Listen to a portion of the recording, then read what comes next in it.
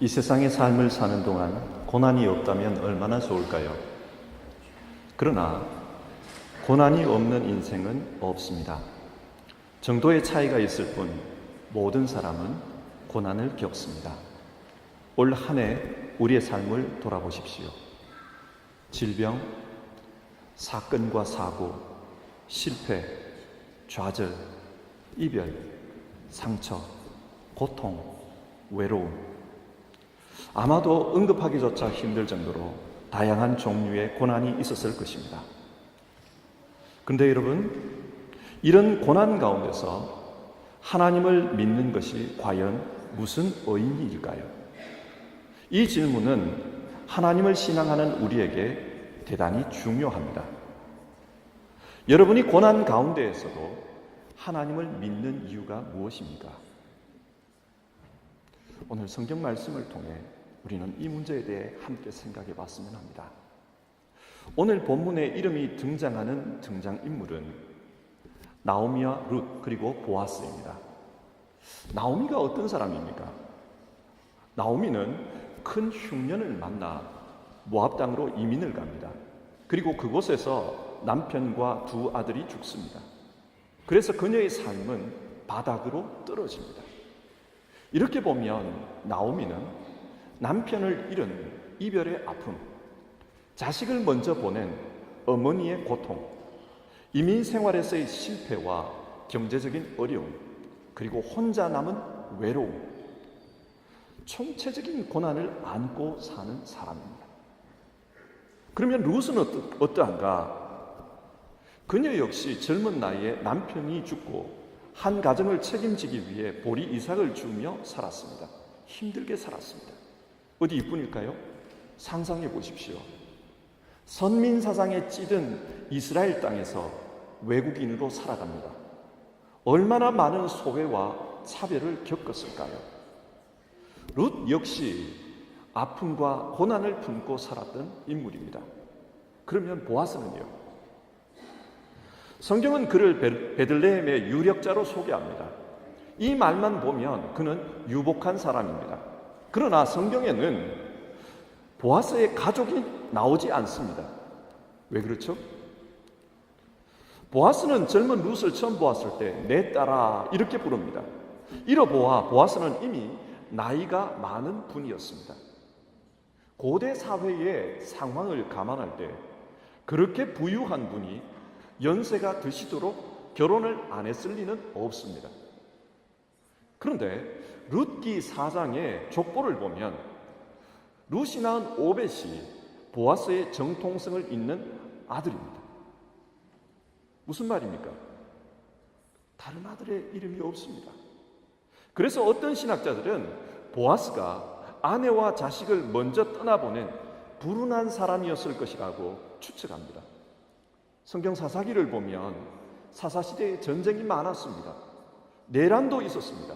어쩌면 전쟁통에 가족을 다 잃었을 수 있다는 말입니다.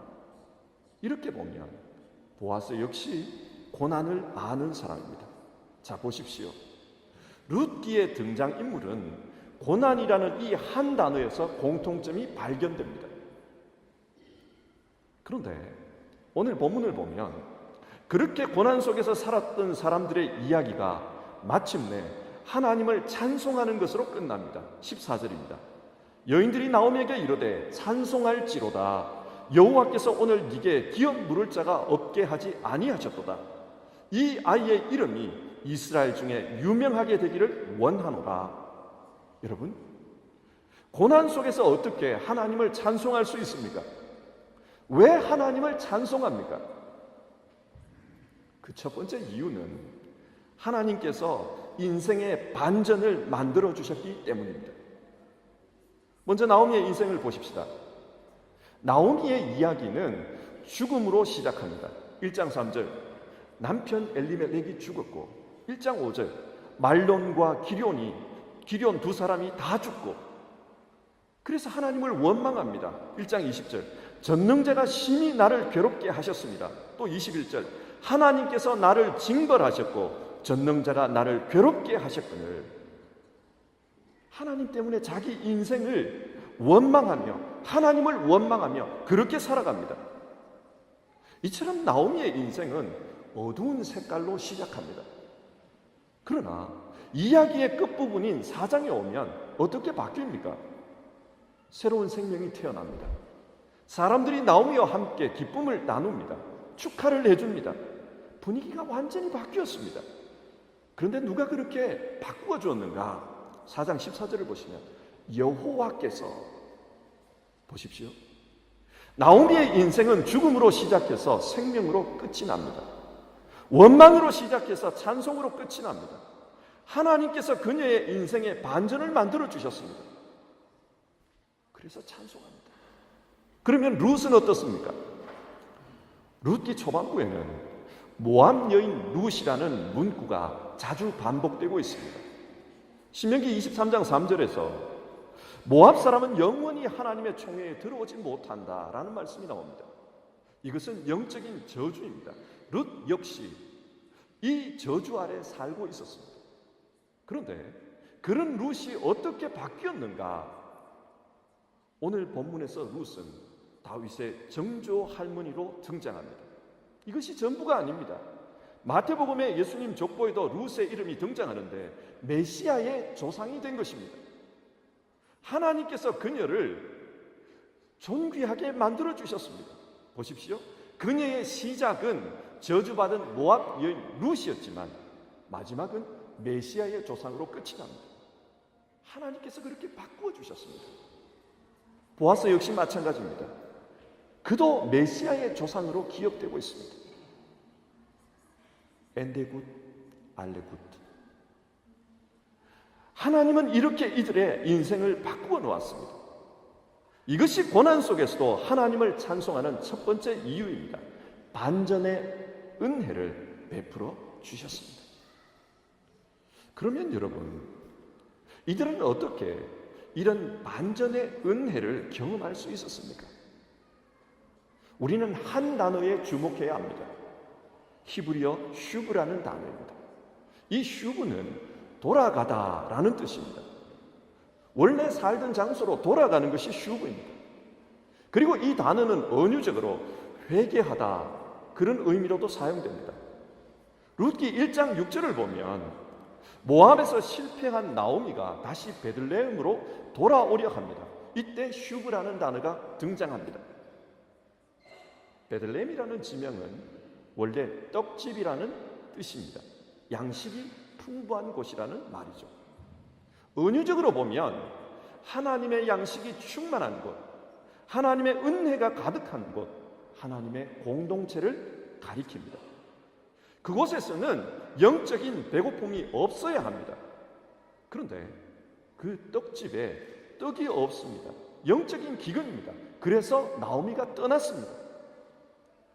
오늘날에도 교회를 떠나고 신앙을 떠나는 사람들이 참 많습니다. 신앙 공동체 안에서 의미를 찾지 못하기 때문에 떠납니다. 누가복음 15장에 나오는 탕자는 아버지의 집에 있을 때 아버지의 품이 좋은 줄을 몰랐습니다. 그래서 자기 나름의 의미를 찾아 먼 나라로 갑니다. 그렇게 떠나니 인생이 재미는 있었습니다. 그러나 기쁨이 없었습니다. 자기 마음대로 할 수 있으니 인생이 편안했습니다. 그러나 평강이 없었습니다. 재미는 있었지만 그것은 쾌락이었고, 편하기는 했지만 평안이 아니었습니다. 결국 불행하게 되었습니다. 그래서 돌아옵니다. 이것이 바로 슈브입니다. 그런데 이렇게 돌아오자 어떤 일이 발생합니까? 룻기 4장 15절, 이는 네 생명의 회복자이며 하나님께서 나오미의 인생을 회복시켜 주십니다. 여기서 회복자로 번역된 히브리어 단어를 주목해야 합니다. 슈브의 명사형인 메샤브입니다. 무슨 말입니까? 나오미가 하나님께로 돌아왔을 때 하나님께서는 나오미의 인생 역시 원래의 자리로 돌려주셨다는 뜻입니다. 마치 탕자가 아버지께로 돌아왔을 때 그의 신분이 회복된 것처럼 나오미가 돌아왔을 때 하나님은 회복시켜 주셨습니다.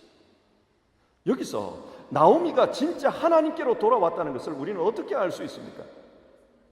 이후 나오미의 삶을 보면 자신의 문제를 하나님의 말씀으로 해결하려고 합니다.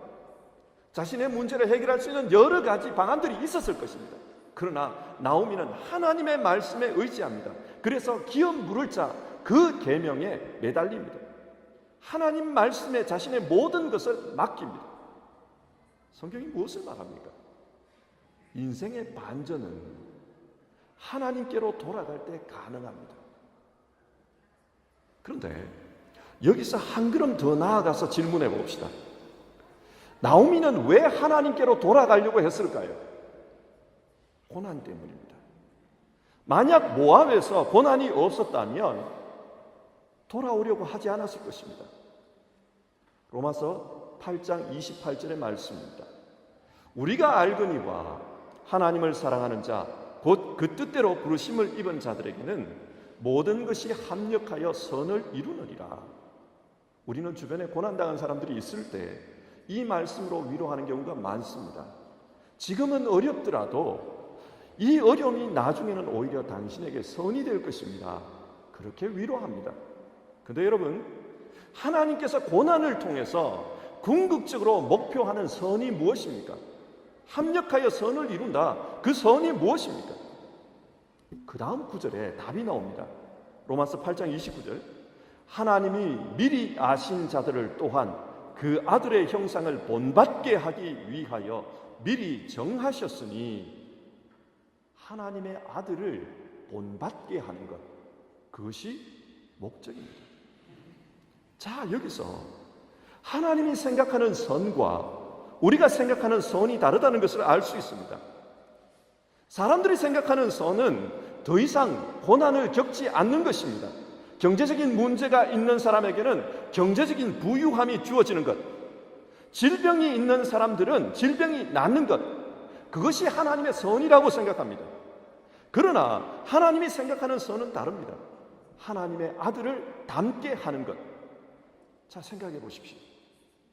하나님의 사람이 하나님 사람답지 않게 산다면 하나님은 어떻게 해야 할까요? 하나님 사람답게 만들어야 합니다. 하나님의 목적은 자기 백성을 하나님의 자녀답게 만드는 것입니다. 그래서 때론 고난도 주십니다.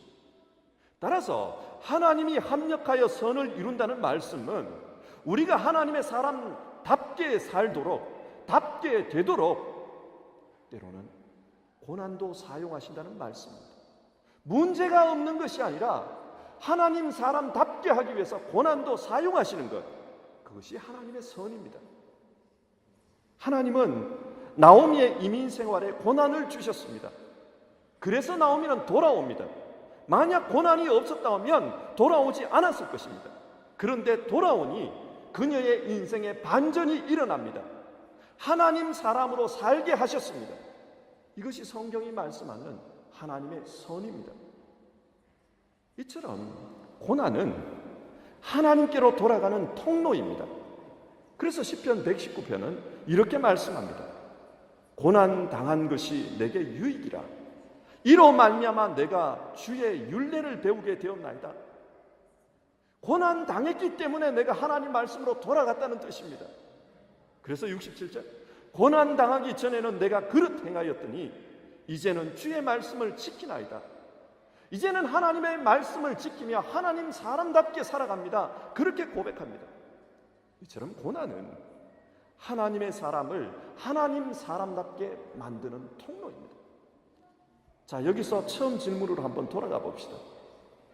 우리가 고난 속에서 하나님을 신앙하는 이유가 무엇입니까? 우리가 고난을 당하지만 하나님을 찬양하는 이유가 무엇입니까? 그 이유는 하나님이 고난을 통해 우리를 변화시키고 있다는 사실입니다. 그렇게 변화시켜서 우리를 하나님 사람답게 만들고 계신다는 것을 우리는 믿기 때문입니다. 고난은 의미 없는 것이 아닙니다. 고난이 우리에게는 선이 되도록 하나님께서 그렇게 사용하고 계십니다. 나의 가는 길을 오직 그가 아시나니 그가 나를 단련하신 후에는 내가 정금같이 나오리라. 우리는 이 말씀을 믿습니다. 그래서 고난이 있어도 하나님을 신앙하고 있고 고난 가운데서도 하나님을 찬양합니다. 근데 여러분, 하나님의 역사는 인생의 반전을 만드는 데서 끝나지 않습니다. 오늘 본문 17절을 보십시오. 그의 이름을 오벳이라 하였는데 그는 다윗의 아버지인 이새의 아버지였더라. 성경은 당시 태어나지도 않은 다윗의 이름을 언급합니다. 왜 그렇죠? 이 구절이 의미하는 것은 하나님께서 이미 새로운 역사를 준비하고 계셨다, 그런 뜻입니다. 누구를 통했어요? 고난을 아는 자들, 그 시대의 작은 자들을 통했습니다. 룻기 4장이 하나님을 찬양하는 것으로 이야기를 끝내는 두 번째 이유가 여기에 있습니다. 사사기와 룻기는 한 세트입니다. 두 성경은 함께 읽어야 합니다. 그런데 두 성경은 내용이 참 대조적입니다. 비교해 보면 사사기에는 영웅들이 많이 등장합니다. 사사기에는 기적 이야기도 참 많이 나옵니다. 그런데도 영웅도 많고 기적도 많았는데, 그런데도 역사는 계속 반복됩니다. 어떻게 반복됩니까? 사사기 내용은 그래요. 사람들이 범죄합니다. 그래서 하나님이 대적을 보내십니다. 그러자 사람들이 그 대적 때문에 힘들어서 하나님께 부르짖습니다. 회개하는 것이죠. 그때 하나님이 사사를 보내 구원해 주십니다. 그렇게 구원하고 나면 또다시 범죄합니다. 범죄, 대적, 부르짖음, 사사, 구원, 또다시 범죄, 대적, 부르짖음, 사사, 구원. 이런 사이클이 계속해서 반복되는 것이 사사기입니다. 역사가 앞으로 진전되지를 않습니다. 계속 반복입니다. 그러나 룻기는 다릅니다. 룻기에는 어떤 영웅 이야기도 나오지 않습니다. 등장인물들이 전부 평범한 사람들입니다. 그리고 룻기에는 기적 이야기도 나오지 않습니다. 하지만 하나님은 이 사람들을 통해 사사시대의 답답한 반복의 역사를 끝내고 새로운 역사를 만들어가는 걸 볼 수 있습니다. 다윗이 태어났다, 새로운 역사를 의미합니다. 하나님은 역사의 작은 자들, 평범한 자들을 통해서 새로운 시대를 만들고 계셨습니다. 마치 지속적으로 떨어지는 작은 물방울이 바위를 깨뜨리듯이 하나님은 평범한 사람들이 신앙으로 살고자 하는 작은 몸부림들을 하나하나 모아서 역사의 모순을 돌파하고 계셨던 것입니다. 여러분, 이 평범한 사람들이 누구입니까? 앞에서도 살펴보았듯이 고난을 아는 자들입니다. 마태복음 1장에는 예수님의 족보가 나옵니다. 그런데 특이한 것은 이 족보에 5명의 여자분 이름이 나온다는 사실입니다. 누구입니까? 다말, 라합, 룻, 바세바, 마리아. 이분들은 공통점이 있습니다. 어떤 공통점입니까? 고난을 아는 사람이라는 것입니다. 다말은 자기 남편의 기업을 잇기 위해 수치를 무릅쓰고 시아버지와 관계를 합니다. 어쩌면 당대에 이 일로 말미암아 많은 어려움을 당했을 것입니다. 남자를 둘이나 잡아먹은 여자다, 그런 비난을 받았을 거예요. 라합은 어떻습니까? 그녀는 창녀였다고 합니다. 세상적으로 멸시를 받는 사람이었습니다. 그러나 그녀에게는 꿈이 있었습니다. 하나님 나라에서는 나도 기억되고 싶다, 존귀한 자로 기억되고 싶다. 바세바는 어떻습니까? 권력에 짓밟혀서 정절을 빼앗기고 말았습니다. 이분들은 고난을 아는 여인들입니다. 여러분, 성경이 이 이름을 통해서 증언하고자 하는 것이 무엇입니까? 하나님께서는 세상에 미련한 것들을 택하사 지혜 있는 자들을 부끄럽게 하려 하시고, 세상의 약한 것들을 택하사 강한 것들을 부끄럽게 하려 하시며, 하나님께서 세상의 천한 것들과 멸시받는 것들과 없는 것들을 택하사 있는 것들을 폐하려 하시나니, 이는 아무 육체도 하나님 앞에서 자랑하지 못하게 하려 하십니다. 하나님은 고난을 아는 분들과 함께 세상을 바꾸기를 원하셨습니다. 이분들과 함께 새로운 역사를 만들기를 원하셨습니다. 가장 큰 새로운 역사가 뭡니까? BC와 AD, 역사의 분기점이 되는 예수님의 탄생이 역사의 가장 큰 변화의 기점입니다. 그런데 그 변화의 기점을 나타내는 족보에 고난을 겪은 여인들의 이름을 기록하고 있습니다. 무엇입니까? 하나님은 이 고난을 아는 사람들과 함께 새로운 역사를 만들겠다는 것입니다. 룻기의 하나님도 그러합니다. 고난을 아는 사람들과 함께 새 역사를 만들어 가셨습니다. 그리고 그 하나님이, 그 룻기의 하나님이 오늘 우리의 하나님이기도 합니다. 그래서 나오미와 룻, 보아스를 통해 일하신 것처럼 오늘 우리를 통해서도 하나님은 일하십니다. 그렇다면 여러분, 우리 역시 그 하나님을 찬양해야 하지 않을까요? 고난을 아는 자들, 평범한 자들, 세상의 큰 역사에서 보면 의미 없는 것 같은 그런 사소한 사람들과 함께 일하시는 그 하나님을 오늘 우리 역시 찬양해야 하지 않을까요? 말씀을 맺겠습니다.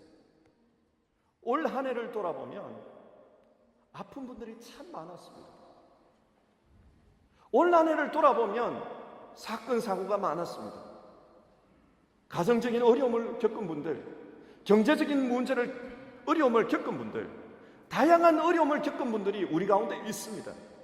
그러나 그 어려움 속에서 하나님은 우리를 더 하나님 사람답게 만들어 가셨음을 오늘 우리는 믿었으면 좋겠습니다. 그리고 우리를 통해, 주님을 닮은 우리를 통해 하나님은 새로운 역사를 만들어 가고 있음을 또 믿었으면 좋겠습니다. 그러기에 우리 역시 하나님을 찬양할 수 있습니다. 지금 그 의미를 다 할 수는 없지만 우리의 작은 순종이, 또 우리의 작은 희생들이 하나님께서 역사의 바위를 뚫고 깨뜨리는 작은 물방울로 사용할 수 있다는 것을 우리는 믿었으면 좋겠습니다. 세상은 우리를 작게 볼지라도 하나님은 우리를 귀하게 보십니다. 세상은 의미 없다 말할지라도 하나님은 의미 있다고 말씀하십니다. 그러기에 우리는 하나님을 찬양합시다. 하나님께서 우리의 삶을 의미 있게 만들어 가실 것을 믿으면서 이 시간 올 1년의 삶을 돌아보며 그 하나님을 찬양했으면 좋겠습니다. 우리 같이 찬양하겠습니다.